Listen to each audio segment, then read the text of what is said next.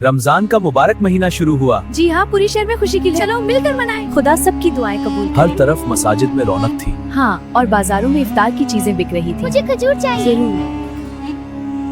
अल्लाहु अकबर।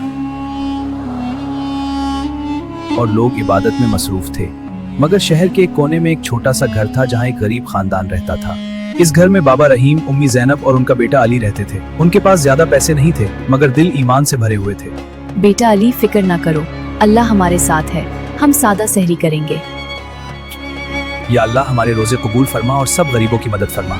अम्मी, रोजा तो नियत से होता है, खाने से नहीं। पूरा दिन गर्मी थी, मगर बाबा रहीम मेहनत मजदूरी करते रहे। जब शाम हुई तो घर में इफ्तार के लिए सिर्फ रोटी और नमक था। अल्लाह का शुक्र है। हाँ बेटा, यही हमारा इफ्तार है। आओ अल्लाह का शुक्र अदा करें। बिस्मिल्लाहिर्रहमानिर्रहीम। अल्लाह का शुक्र है।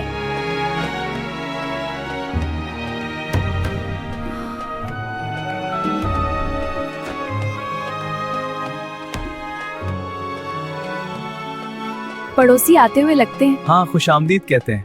वालेकुम सलाम। मैंने कुछ ले आया। अस्सलाम वालेकुम। बाहर खड़ा था, कुछ पकोड़े, खजूरें और शरबत लाया हूँ। अस्सलाम वालेकुम। ये पकोड़े, खजूरें और शरबत आपके लिए। वाह, पकोड़े मुझे बहुत पसंद है। खाओ, तुम्हारे लिए। हमने ज्यादा इफ्तार बना लिया था, सोचा आपके साथ भी बांट लें। बहुत अच्छा ख्याल है, शुक्रिया। हाँ, ये लाओ, आज सब मिलकर खाएंगे। वाह, कितना अच्छा लग रहा है। तुम सबको देखकर मेरी आंखों में खुशी के आंसू आ गए। ये अल्लाह की तरफ से रहमत है। सबने मिलकर खुशी से इफ्तार किया और अल्लाह का शुक्र अदा किया। अल्लाह का शुक्र। अम्मी, अल्लाह वाकई अपने बंदों को कभी अकेला नहीं छोड़ता। अम्मी, रमजान हमें क्या सिखाता है? बेटा, रमजान हमें है कि सब्र करें, शुक्र करें और दूसरों की मदद करें। उस दिन अली ने सीखा कि गरीब लोग भी रोजा रखते हैं। वाकई? हाँ, मगर उनके दिल में ईमान सबसे ज्यादा होता है। मुझे समझ आ गई। रमजान का असल मकसद भूख बर्दाश्त करना नहीं, बल्कि सब्र, शुक्र और दूसरों की मदद करना है।